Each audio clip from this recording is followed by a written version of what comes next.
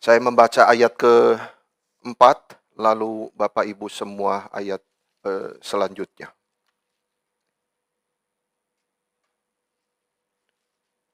Ayat 7 ya. Yohanes 4 ayat 7 sampai 26. Maka datanglah seorang perempuan Samaria hendak menimba air, kata Yesus kepadanya, "Berilah aku minum." Maka kata perempuan Samaria itu kepadanya, "Masakan engkau seorang Yahudi minta minum kepadaku seorang Samaria?" Sebab orang Yahudi tidak bergaul dengan orang Samaria.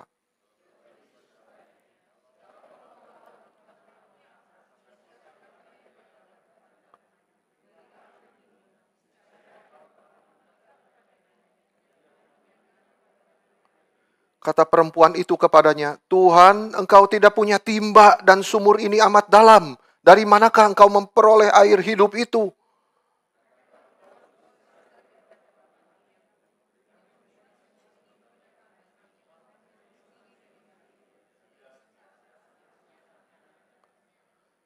Jawab Yesus kepadanya, "Barang siapa minum air ini, ia akan haus lagi.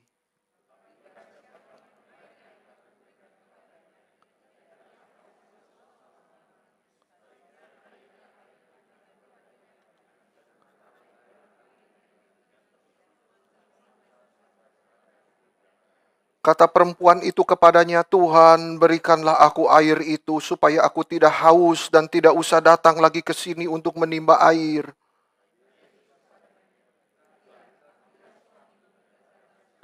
Kata perempuan itu, "Aku tidak mempunyai suami." Kata Yesus kepadanya, "Tepat katamu bahwa engkau tidak mempunyai suami.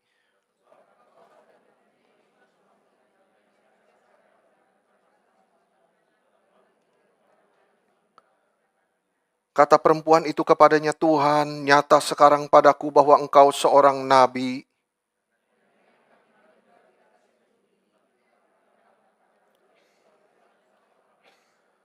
Kata Yesus kepadanya, "Percayalah kepadaku, hai perempuan, saatnya akan tiba bahwa kamu akan menyembah Bapa bukan di gunung ini dan bukan juga di Yerusalem.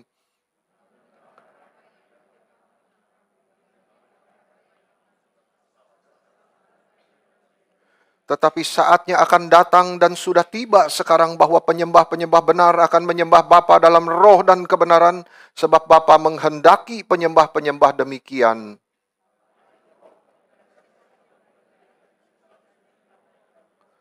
Jawab perempuan itu kepadanya, "Aku tahu bahwa Mesias akan datang yang disebut juga Kristus. Apabila ia datang, ia akan memberitakan segala sesuatu kepada kami."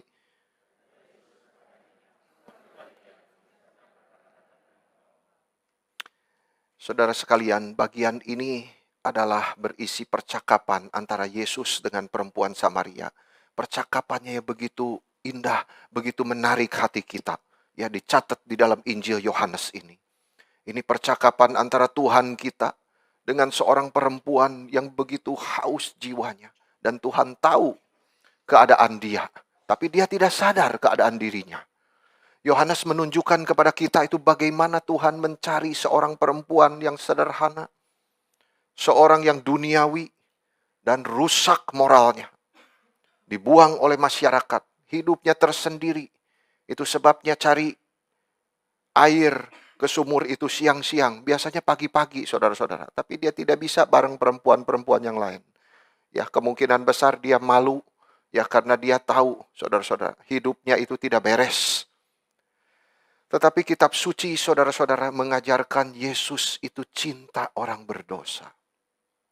Ya, ini saudara-saudara, percakapan ini kita harus melihatnya di dalam satu tema yang besar, bahwa Yesus itu cinta orang berdosa.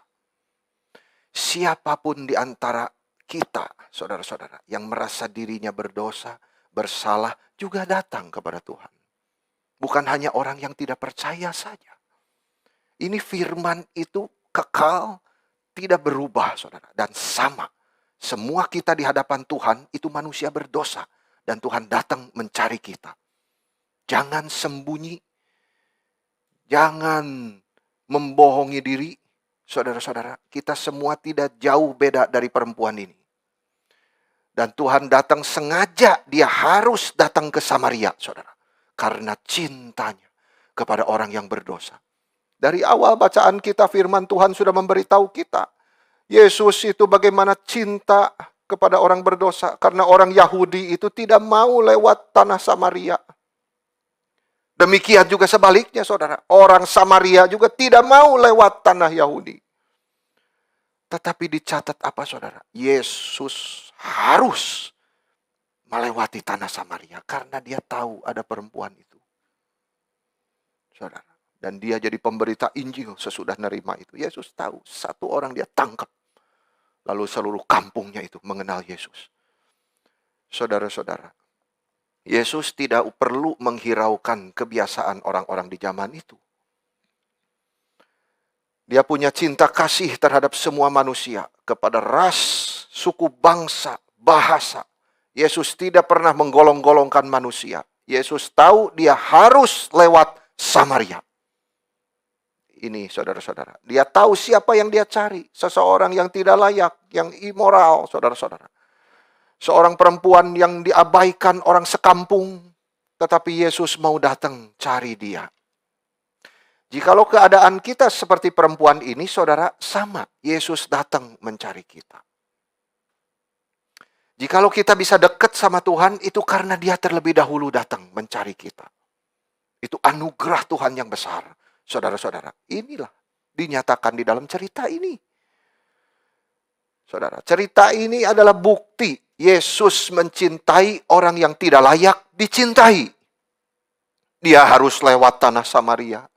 Cari perempuan berdosa ini. Saya ingin mengajak saudara merenungkan bagian ini, saudara-saudara. Ya, ayat beberapa poin ya yang kita bisa belajar ya untuk menjadi saksi Tuhan yang baik. Yang pertama, saudara-saudara, kita meneladani sifat Yesus Kristus yang adalah bijaksananya yang luar biasa dan juga kerendahan hati daripada Yesus. Pertama-tama, saudara, ketika Yesus itu sedang duduk di pinggir sumur Yakub, ketika itu perempuan Samaria datang ke situ untuk menimba air. Ya, itu settingnya, ceritanya begitu, saudara. Dan kita melihat dua sifat Yesus Kristus ini, yaitu kerendahan hati dia dan juga bijaksananya yang luar biasa. Waktu perempuan itu datang, saudara, Yesus berkata kepadanya apa? Beri aku minum. Wah, saudara, ini kalimat yang sangat pendek, singkat, simple, gampang dimengerti, saudara. Tapi itu butuh kerendahan hati. Ya, dari seorang Yahudi minta kepada orang Samaria, itu butuh kerendahan hati. Dan Yesus itu begitu ramahnya, saudara, terhadap orang yang berdosa. Dia tidak tunggu perempuan itu bicara duluan kepada dia. Tidak, saudara. Tetapi dia yang mulai membuka mulutnya, membuka pembicaraan kepada perempuan itu.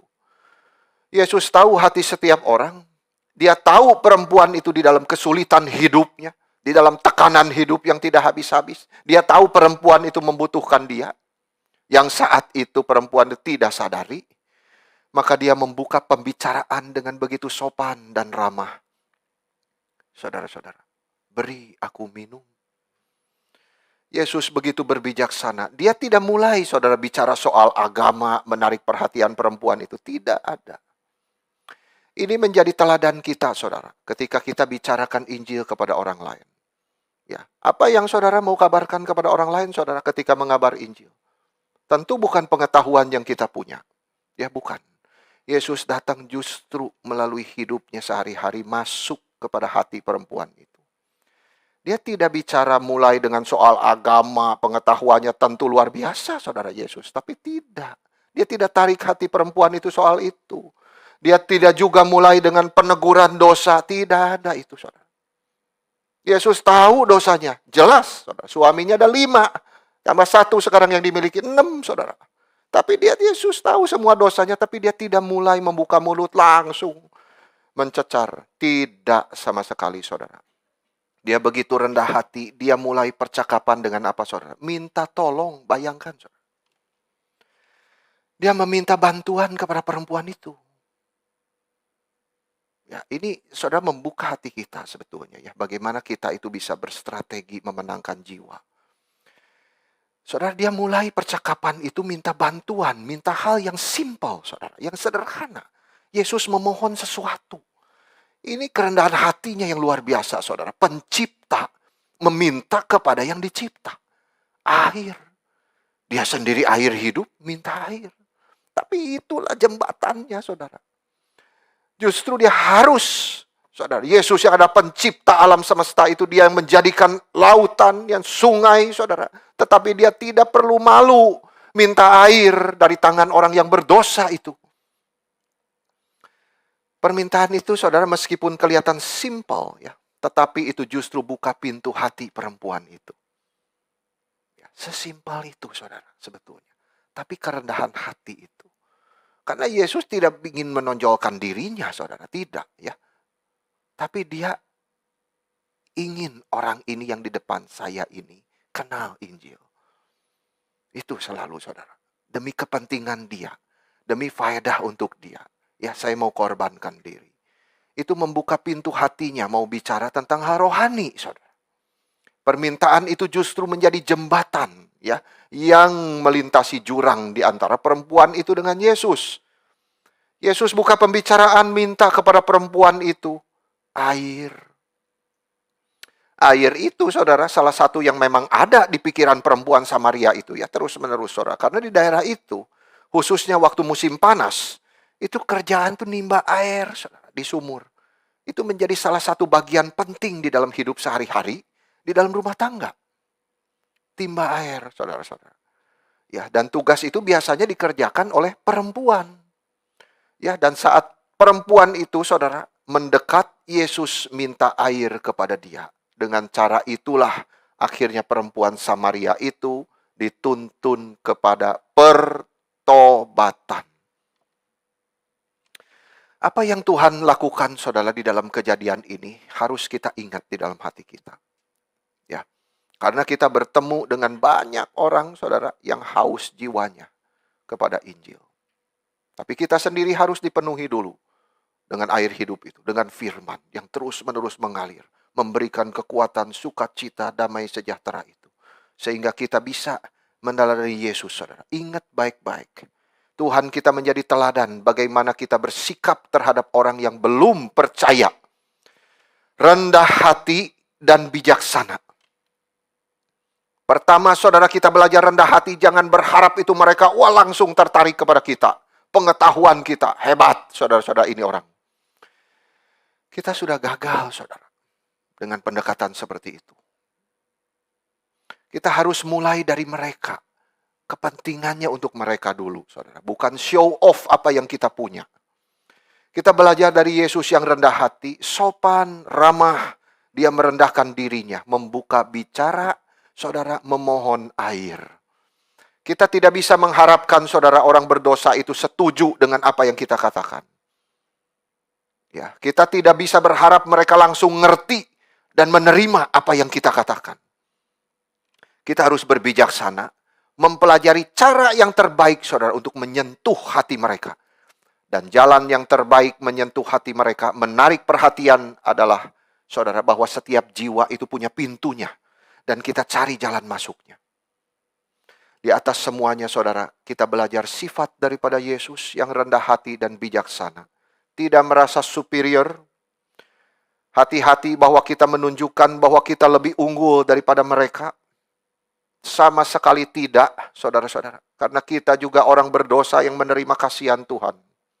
Seringkali kita pikir seolah-olah kalau kita terus-menerus bicara soal agama, saudara.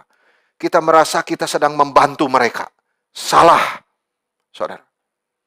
Di dalam kasus ini justru Yesus mengajarkan bicara soal air. Simple as that. Yang membuka pintu hatinya kepada hal yang rohani. Dimulai dengan hal yang jasmani. Itu butuh kerendahan hati, saudara. Butuh bijaksana yang luar biasa. Jikalau kita mau terus menonjolkan diri, akhirnya kita tidak pernah memenangkan jiwa orang. Marilah kita belajar rendah hati dan berbijaksana dari Kristus Yesus Tuhan kita terhadap orang-orang di sekeliling kita yang belum percaya. Sehingga dengan cara itu Tuhan bisa memakai kita menjadi saksi Injil-Nya. Tentu saudara, soal percaya atau tidak itu urusan dengan Tuhan. Ya, tetapi kita di dalam approach orang-orang itu belajar dari Yesus. Tidak show off saudara, tapi rendah hati, sopan, ramah, bijaksana. Ya, dia malah minta tolong kepada perempuan itu. Itu luar biasa. Itu yang pertama, saudara. Lalu yang kedua kita belajar adalah Yesus yang punya sifat itu selalu belas kasihan kepada orang berdosa. Saudara-saudara, sebagai saksi Tuhan kita harus mengingat bahwa Kristus itu selalu siap untuk memberikan kasihannya ya, kepada orang-orang berdosa yang tidak sadar kondisi mereka yang sebenarnya. Ceroboh, ya, sembarangan, sembrono. Saudara, mereka tidak sadar mereka itu mati rohaninya. Tapi Yesus kasihan selalu. Nah, kita belajar sifat ini, saudara. Yesus memberitahu perempuan Samaria itu bahwa kalau dia minta, ya, kalau dia minta, maka Yesus akan memberinya air hidup itu. Perempuan itu tidak sadar saudara kondisinya. Ya, tapi Kristus mengetahui perempuan Samaria itu mati rohaninya. Itu sebabnya dia berkata, jika dia meminta, aku akan memberi. Wah, luar biasa saudara. Kita semua tahu dia bisa minta pun itu anugerah Tuhan saudara. Tetapi poinnya, orang itu harus sadar kondisinya dan dia mohon kepada Tuhan. Sama seperti lagu tadi saudara. Ya, lagu ini, ya, apa itu? Kau pasti diselamatkan Tuhan bila engkau berdoa kepadanya. Ini teksnya luar biasa, saudara. Nyanyiin lagi di rumah nanti. Ya, lagu ini luar biasa, teksnya itu mengandung teologi yang sudah dibekukan. Ya, luar biasa, saudara, di dalam hal ini. Bila engkau berdoa kepadanya, engkau akan diselamatkan dia. Yesus akan menolong kamu, maksudnya. Datang kepada dia. Itu, saudara. Jadi, jika dia meminta, aku akan memberi. Ya, Yesus selalu mengajar teologi doa begitu kan, saudara. Ketuklah, maka akan dibuka. Carilah, maka akan ketemu, saudara. Mintalah, maka akan diberi. Itu. Ya, kamu kenapa nggak diberi? Ya, nggak minta. Atau kenapa kamu nggak diberi juga? Karena ngetoknya salah, saudara. Bukan pintu Tuhan, jendelanya. Jadi kita tuh kadang-kadang, saudara, tidak mengerti. Tapi Tuhan prinsipnya selalu sama, saudara. Jika dia meminta, aku akan memberi.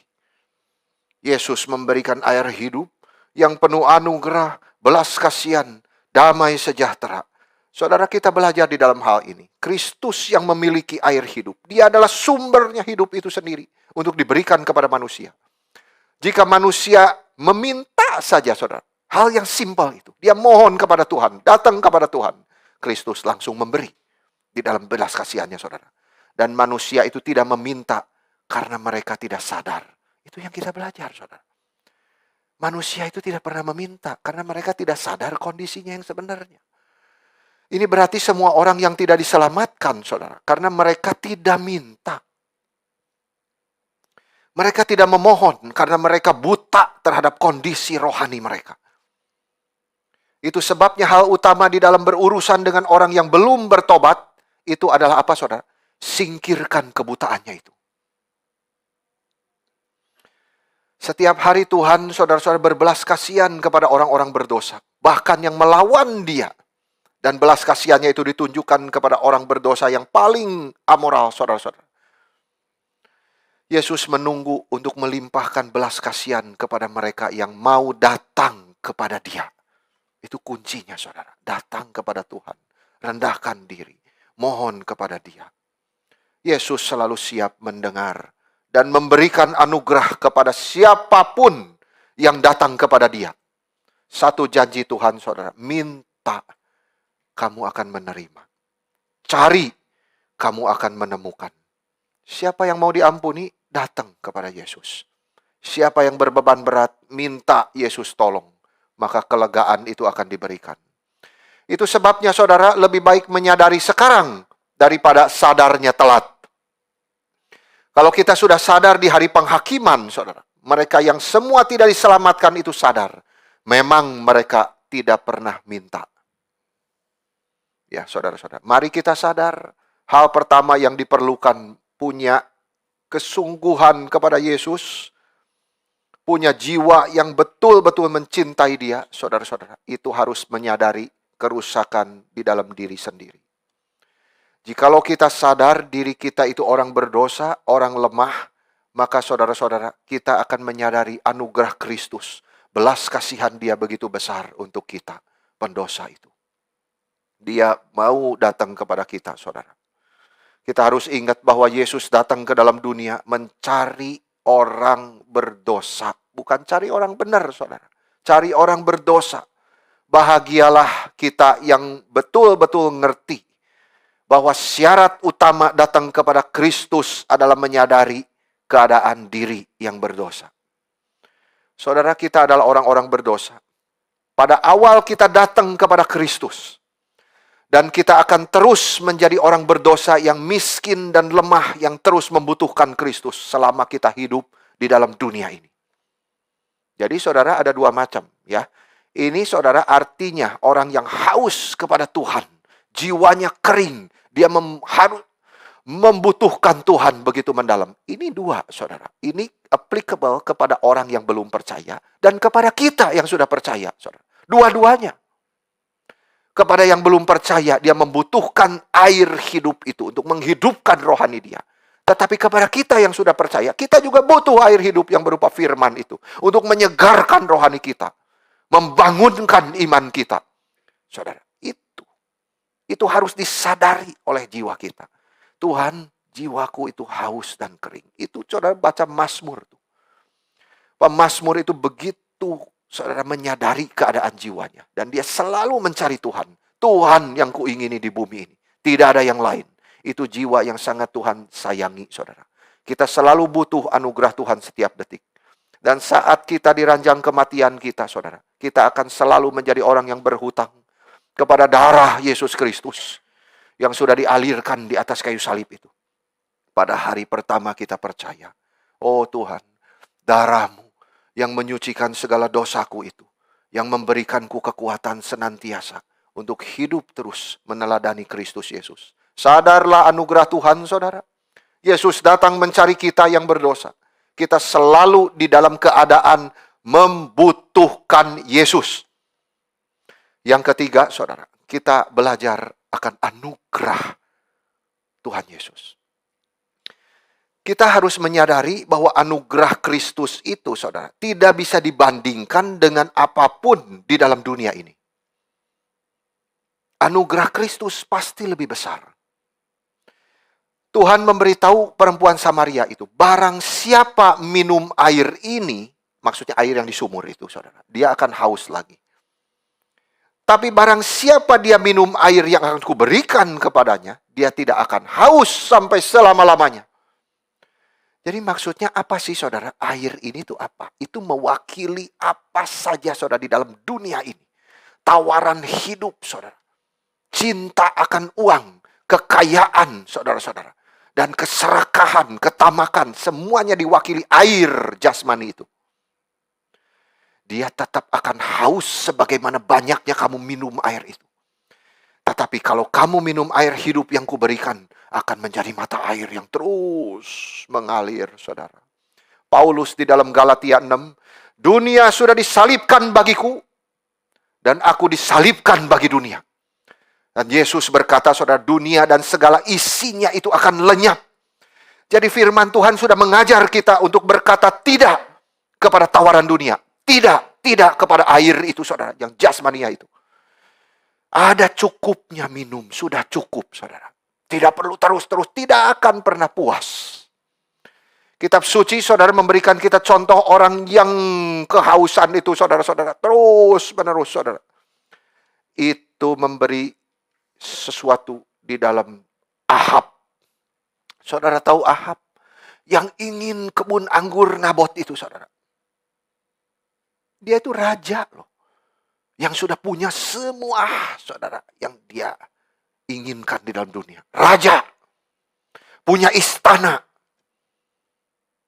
Tetap aja, saudara, ngeliat di sebelahnya ada kebun anggur. Punya Nabot. Padahal itu tuh warisan keluarga, saudara. Nggak boleh dijual. Tapi dasar hatinya itu, saudara, serakah, cinta dunia, pengen terus, saudara. Jadi kayak anak kecil di depan istrinya, saudara, seperti gak mau makan gitu ya. Itu Ahab itu, saudara, coba baca nanti 1 Raja. Lucu, saudara, orangnya. Ya sudah, keserakahan itu masuk ke hati itu ya, jadi seperti anak-anak, saudara. Dia nggak mau makan, lalu istrinya si Isabel itu tanya, kenapa kamu? Aduh, saya pengen itu kebun anggur itu nggak dijual. Gitu ya. Hatinya itu terus dipenuhi seperti itu, saudara. Tidak puasnya kepada hal dunia, bukan kepada hal rohani. Ahab sudah punya semua, saudara. Tapi dia tetap memutuskan, dia ingin kebun anggur itu di sebelah istananya. Padahal dia tidak butuh kebun itu, saudara. Sayuran banyak kok jadi raja. Dia kan pengen kebun anggur itu dijadikan kebun sayur, katanya gitu.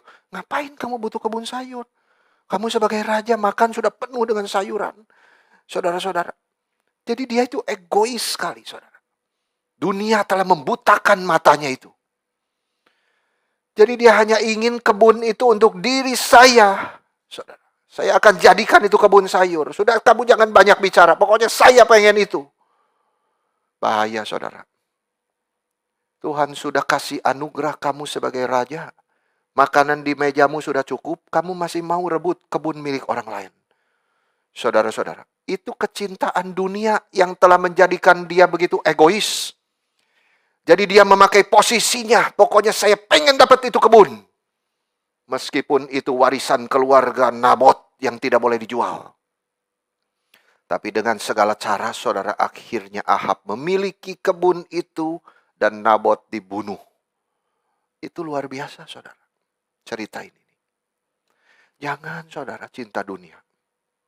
Cinta Yesus. Jangan keserakahan kita tamak, saudara. Tidak pernah puas kepada hal-hal dunia itu. Stop. Saudara, puas dengan apa yang kita miliki. Saudara, kiranya Tuhan menjauhkan kita dari kecintaan terhadap dunia. Yang bisa menjadikan kita egois, saudara. Sampai bunuh orang pun rela. Ini cilaka, saudara-saudara. Sudah punya semua, masih tetap tidak puas. Kita harus hati-hati terhadap keserakahan. Setiap orang semacam Ahab, saudara, kalau kita sudah dikuasai oleh rohnya si Ahab ini, pasti kita akan menemukan kebun anggur Nabot di sebelah kita. Saudara, kita harus belajar berkata tidak kepada segala sesuatu yang membuat kita besar dan sukses menurut cara dunia. Kita punya ambisi menjadi sukses, tidak salah. Tetapi di dalam kehendak Tuhan. Kita harus terlebih dahulu melibatkan Tuhan, menanya Tuhan, apakah itu kehendak-Mu, Tuhan? Jikalau iya, saya kejar. Bagi kemuliaan-Mu, bukan keegoisanku. Saudara-saudara, menjadi besar dan sukses menurut cara dunia, no. Tetapi menjadi sukses dan besar menurut Tuhan, silakan kerjakan. Di dalam anugerah dan cinta Tuhan. Semua yang bukan kehendak Tuhan harus kita tolak, saudara-saudara. Tawaran dunia berupa kekayaan, kedudukan tinggi, jabatan, kekuasaan, pengetahuan, tidak mungkin mengisi jiwa kita. Itu Tuhan sudah bilang ke perempuan itu. Kamu minum air itu, kamu haus terus. Ya itulah. Jabatan, posisi, kekayaan bagi dia, suami. Mau punya berapa biji? Saudara, mau punya berapa orang? Kamu gak akan bisa puas. Itu. Sama. Yesus tanya itu kepada kita. Berapa mobil yang kamu mau punya? Sama. Saudara, pertanyaannya. Berapa uang yang kamu ingin punya di bankmu itu? Puaslah dengan anugerahku. Saudara-saudara. Maka kamu akan menghendakkan apa yang menjadi kehendak Tuhan. Matanya tidak dibutakan oleh hal-hal itu, saudara. Firman Tuhan berkata, siapa yang minum air itu pasti haus lagi. Artinya, saudara, tidak ada apapun di dalam dunia ini yang bisa memuaskan hati kita. Jangan jiwa kita pergi, saudara, seperti orang kaya yang bodoh itu, saudara. Dia berkata begini, saya bacakan untuk saudara. Jiwaku, jiwaku, dia berkata kepada dirinya sendiri loh. Jiwaku, jiwaku, ada banyak padamu barang. Selalu pikirannya itu materi, saudara. Tertimbun untuk bertahun-tahun. Sekarang istirahatlah. Makanlah, minumlah, dan bersenang-senanglah. Yesus berkata apa, saudara? Di dalam bagian yang sama. Meski dia berlimpah-limpah hartanya, hidupnya tidak bergantung daripada kekayaannya itu. Malam ini juga jiwamu akan diambil daripadamu. Untuk siapa kekayaanmu itu nanti? Aduh, saudara, ini Yesus selalu berbicara tentang jiwa. Concern dia itu kepada jiwa. Adakah saudara kita mementingkan jiwa kita? Orang yang mementingkan jiwa tidak pernah mengabaikan tubuhnya. Tetapi orang yang terus-menerus fokus kepada tubuhnya, saudara, cari materi, terlantarkan jiwanya. Itu pikiran Agustinus. Saudara-saudara, tidak ada apapun barang di dunia ini yang bisa mengisi kekosongan jiwa kita. Baca kitab Amsal, saudara. Banyak sekali hikmat di situ diberikan. Hanya Yesus yang bisa mengisi. Dia yang kasih air hidup itu. Bukan air jasmani. Kita cari bagaimana banyak pun tidak bisa memuaskan kita. Yesus bilang, air hidup yang kuberikan itu bisa memuaskanmu. Maksudnya saudara, orang yang dekat sama Tuhan, orang yang cinta firman Tuhan, orang yang selalu menyimpan fokus hidupnya kepada Tuhan, dia apapun dalam hidupnya itu tenang, saudara, hatinya itu. Dia tidak dipenuhi keserakahan. Dia lihat tetangganya sukses, saudara, tidak akan seperti Ahab. Gak akan, saudara. Dia bahkan bersyukur. Ya Tuhan memberikan kesuksesan kepada orang lain. Itu. Simpelnya seperti itu, saudara. Karena hanya Yesus yang bisa memberikan kebahagiaan yang kekal itu. Ya, saudara. Ketenangan yang dia berikan di dalam jiwa kita. Banyak orang gelisah, saudara. Termasuk orang Kristen. Ya, minggu kemarin kita sudah memberikan contoh. Jangan cari handphone. Kalau gelisah, cari firman Tuhan, saudara. Orang Kristen banyak gelisah di dalam dunia ini. Dan satu yang bisa memberikan ketenangan dalam jiwa itu diberikan oleh pemazmur. Tuhan bicara lewat pemazmur, ya Tuhan, hanya dekat Engkau jiwaku tenang. Itu, saudara. Ketenangan yang Tuhan berikan di dalam jiwa itu seperti mata air yang terus mengalir sampai kekekalan. Mungkin air itu kadang-kadang saudara surut, tetapi air hidup yang diberikan Yesus tidak pernah kering. Dia akan terus memberikan kekuatan, dorongan di saat kita lemah, penghiburan di saat kita sedih, ya, kebangunan di dalam kerohanian kita di saat kita kecewa. Itu air hidup dari Tuhan. Maukah saudara menerimanya? Yang keempat, saudara, keinsyafan terhadap dosa itu sangat diperlukan. Jadi saudara, kita belajar bahwa seseorang itu harus insyaf akan dosa dirinya sebelum jiwanya itu bisa dipertobatkan kepada Allah. Itu prinsipnya, saudara. Jadi perempuan Samaria ini hidupnya cuek aja, saudara-saudara. Ya, dia tidak ngerti sama sekali, saudara, tentang air hidup itu. Dia tidak ngerti. Makanya ketika Tuhan bicara air hidup, dia pikir dia timba sumur, saudara. Wah, bagus. Kalau kamu kasih saya air itu, saya tidak usah pergi jauh-jauh timba datang ke sumur Yakub ini. Jadi pikirannya ditarik dunia lagi, di dunia lagi. Bukan, saudara. Karena dia tidak bisa melihat kondisi dirinya. Sampai Yesus membongkar dosanya. Di mana, saudara? Yesus membongkar dosanya. Itu teguran yang bersifat sangat berbijaksana, saudara. Itu di dalam kalimat, pergilah, panggil suamimu. Waduh, di tengah-tengah bicara, saudara-saudara bicara. Yesus tiba-tiba pergi, panggil suamimu. Tak. Saudara-saudara, Yesus menegur perempuan ini. Perempuan itu pasti sangat kaget, saudara. Karena itu pertanyaan yang sangat peka, ya. Orang itu, saudara, punya kepekaan, ya, yang tidak boleh ditanya oleh orang lain. Ada sesuatu kepekaan dan Yesus tanya itu. Pergi, panggil suami kamu. Jadi Yesus tidak bertanya, saudara, di mana suami kamu? Tidak, saudara. Yesus tidak tanya itu, atau kamu sudah menikah atau belum? Tidak, saudara. Langsung kepada poinnya. Panggil suamimu. Itu kalimat yang menembus hati nurani seperti anak panah itu, saudara. Pergi panggil suami. Yesus tidak perlu marah-marah. Dia tidak perlu menyinggung dengan kalimat yang penuh kemarahan, saudara. Tapi dia pakai istilah yang tepat untuk orang yang tepat.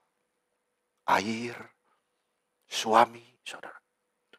Teguran Yesus itu begitu bijaksananya. Sejak saat itu, saudara, perempuan itu mau terbuka kepada dia. Dan dia tulus mencari kebenaran. Dia merasa bahwa penyakit rohaninya itu ditemukan oleh Yesus. Saudara, adakah kita itu terus berusaha mengintrospeksi keadaan kerohanian kita? Sama, saudara. Mungkin bukan suami bagi kita, saudara, tapi yang lain. Sama. Yesus melalui firman-Nya itu terus-menerus mencari, di mana penyakit rohanimu, aku sembuhkan. Di mana penyakit rohanimu, aku sembuhkan. Tapi kita harus jujur, saudara, seperti perempuan Samaria ini. Pertama kali di dalam hidup dia melihat dirinya sendiri. Yesus melihat dia sedalam-dalam jiwa perempuan itu dan dia juga melihat jiwanya. Saudara, ini menjadi tujuan kita di dalam menjadi saksi Tuhan. Kita mengasihani orang berdosa itu bukan artinya kita setuju dosanya. Kita bisa mengerti kesulitan orang lain, saudara, seperti Yesus mengerti kesulitan perempuan itu. Tidak berarti kita setuju dengan dosa dia. Kita membimbing orang berdosa untuk keluar dari dosanya, saudara. Bukan berarti toleransi kepada dosanya. Bagaimana Kristus mempertobatkan seorang perempuan Samaria ini, saudara? Dibawalah kepada kesadaran akan penyakitnya sendiri. Dan Yesus tahu perempuan ini tidak beres di dalam hal seks. Saudara, tetapi Yesus menegur bukan dengan kalimat kasar, tapi dengan sopan. Yesus menyadarkan, panggil suamimu. Kuasa, cinta kasih, teguran, belas kasihan mengalir semua, saudara, di situ. Lalu perempuan itu dibawa kepada kesadaran akan dosanya. Iya Tuhan, memang saya orang berdosa. Saya membutuhkan ketenangan di dalam jiwa saya. Dia melihat dirinya sendiri, saudara, seperti Tuhan melihatnya. Saudara, adakah kita berusaha mengintrospeksi diri kita seperti Tuhan melihat kita? Ya, kita tidak membandingkan dengan orang lain, saudara, tetapi dengan Tuhan. Personal, gini, ya, seperti perempuan Samaria itu dengan Yesus. Aku dan kamu. Langsung dia menyadari. Saya sadar Tuhan, saya orang berdosa. Saya membutuhkan Engkau. Itu dia melihat dirinya seperti Tuhan melihat dia. Itu kita sudah sukses melihat keberadaan diri kita, saudara. Tidak ada orang bisa menyembunyikan diri dari Tuhan. Tidak pernah ada orang bertobat, saudara, sampai dia menyadari penyakitnya sendiri. Tidak pernah dia membutuhkan Kristus sampai dia melihat dirinya sendiri adalah orang berdosa yang terhilang. Jikalau kita sadar diri berdosa, pasti kita sadar kita butuh Kristus. Saudara, adakah saudara pengalaman ketika menginjili orang? Ya, kita berusaha menyadarkan dia bahwa dia itu orang berdosa. Wah, langsung saudara tersinggung. Siapa bilang saya orang berdosa? Jadi dosa itu dikaitkan, saya tidak mencuri. Saya tidak membunuh gitu, saudara. Langsung kepada hal-hal yang materi yang kelihatan gitu. Bukan, Tuhan bilang, kamu dosa sudah diturunkan dari Adam. Kamu dosa itu sejak dari rahim ibumu. Itu. Kita perlu, saudara, menyadarkan diri kita dan orang yang kita injili juga. Bahwa kita semua sama-sama orang berdosa yang membutuhkan Kristus. Yesus berkata kepada perempuan itu, engkau sudah punya 5 suami. Saudara, dan Yesus yang sama bisa melihat keadaan jiwa kita yang sedalam-dalamnya juga. Tidak ada orang bisa menyembunyikan diri dari Yesus. Yesus tidak mau kita hanya hidup sehat-sehat, baik-baik saja saudara di dalam dunia. Tetapi Yesus ingin kita mengakui dosa kita dan tidak kembali kepada dosa itu. Yesus ingin kita mendapatkan anugerah, menyerahkan hati kita sungguh-sungguh kepada Dia. Dan Yesus bisa merubah hati yang paling keras dan paling berdosa untuk menjadi taat kepada Dia. Yang kelima, saudara, terakhir. Kristus menyatakan dirinya kepada seorang pendosa yang besar. Kita belajar di dalam hal ini. Kita melihat, saudara, bagaimana Kristus menerima perempuan itu. Kristus yang murah hatinya bersedia menyatakan diri kepada seorang pendosa yang besar, saudara. Dia mengakhiri percakapannya dengan perempuan Samaria itu. Bicara kepada dia secara terbuka bahwa akulah juru selamat dunia. Akulah Mesias itu. Aku yang sedang bicara dengan kamu adalah Mesias. Saudara, tidak ada di dalam semua Injil kita boleh menemukan Tuhan membuat pengakuan tentang dirinya sendiri seperti ini. Kecuali di tempat ini. Akulah dia yang sedang bicara dengan kamu. Pengakuan ini, saudara, bukan untuk ahli Taurat yang pintar-pintar itu. Bukan untuk ahli Farisi, saudara, orang Farisi yang bermoral tinggi. Tapi orang berdosa. Orang yang sederhana, saudara. Yang mau mengaku dirinya berdosa. Datang kepada Tuhan. Inilah Injil, saudara. Injil bagi orang yang berdosa.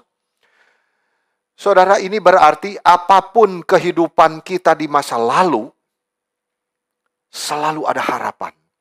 Selalu ada kesembuhan, saudara, di dalam Kristus. Bagaimanapun bejatnya kita pernah hidup, jangan ditipu setan. Masih ada harapan, saudara, di dalam Kristus. Kristus mencintai orang berdosa yang paling bobrok sekalipun. Seperti perempuan itu. Saudara, ada harapan, ada kesembuhan di dalam Kristus. Kalau dia bersedia untuk mendengar firman dan kembali kepada Tuhan. Itu kuncinya, saudara. Kristus pasti bersedia menerima dia kalau dia bersedia mendengar firman dan berdatang kepada Kristus.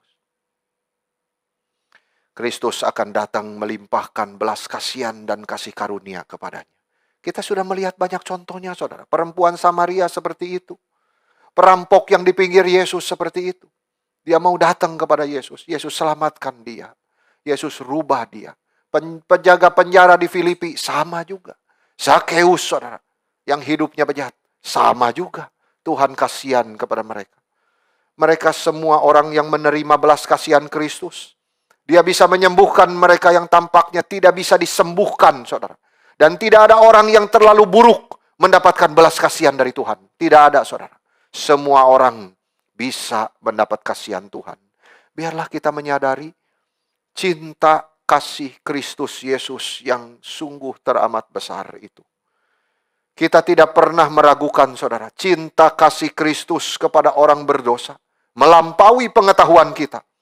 Dan Kristus yang rela menerima setiap orang berdosa yang datang kepada dia. Saudara, bagaimana dengan kita semua? Kita mungkin sampai hari ini masih saja hidup di dalam dosa sama seperti perempuan Samaria ini. Dan Tuhan juga menanya hal yang sama kepada kita. Saudara, air hidup itu bisa mengenyangkan kita. Tinggalkan dosamu, kembali kepada Tuhan. Sederhana seperti itu, Tuhan. Mengapa engkau tertekan jiwaku? Firman Tuhan berkata, mengapa engkau gelisah di dalam diriku? Kuncinya hanya satu, saudara. Berharap kepada Tuhan. Kenapa gelisah terus? Kenapa tertekan terus? Tanya jiwamu, saudara. Lalu jawaban firman Tuhan satu. Berharaplah kepada Tuhan. Dia Allah yang berkuasa. Dia juga Allah yang kasihan kepada kita. Maukah kita datang kepada dia, saudara? Yesus yang bicara kepada perempuan itu sama. Yesus tidak berubah. Kemarin, hari ini, dan sampai selama-lamanya. Dia tidak pernah berubah. Mari kita datang kepada dia. Kita meminta kepadanya. Dia akan memberi kita air hidup itu. Yesus berkata, barang siapa minum air yang akan kuberikan kepadanya, ia tidak akan haus lagi. Air hidup bisa memuaskan jiwa kita, saudara, sampai selamanya. Kristus yang mengisi hati kita, menjadi mata air yang terus memancar sampai hidup yang kekal. Maukah kita memberikan hati kita kepada Tuhan? Biarlah setiap kita meminta air hidup itu, supaya Tuhan memuaskan jiwa kita. Mengenyangkan jiwa kita dengan kebaikan dia. Firman Tuhan boleh terus mengisi hati kita. Memuaskan hati kita. Sehingga berkat Tuhan itu terus mengalir, saudara, di dalam hidup kita. seperti mata air yang terus memancar sampai hidup yang kekal. Kiranya Kristus sumber air hidup boleh menyegarkan jiwa kita. Kembalilah kepada Tuhan, datanglah kepada Tuhan, cintailah Dia. Jiwa yang segar itu saudara, itu janji Tuhan. Siapa datang kepadaku, kuberikan kesegaran kepada jiwanya. Berharap hanya kepada Tuhan. Jiwa yang segar itu selalu menanti-nanti saudara. Selalu mengharapkan Tuhan. Itu jiwa yang segar. Dia selalu menantikan firman, mengharapkan firman. Jiwa yang disegarkan Tuhan, senantiasa memuji Tuhan, tidak habis-habisnya saudara. Mengucap syukur kepada Tuhan. Mengucap syukur kepada Tuhan. Sampai di sini kiranya Tuhan menolong kita semua. Amin.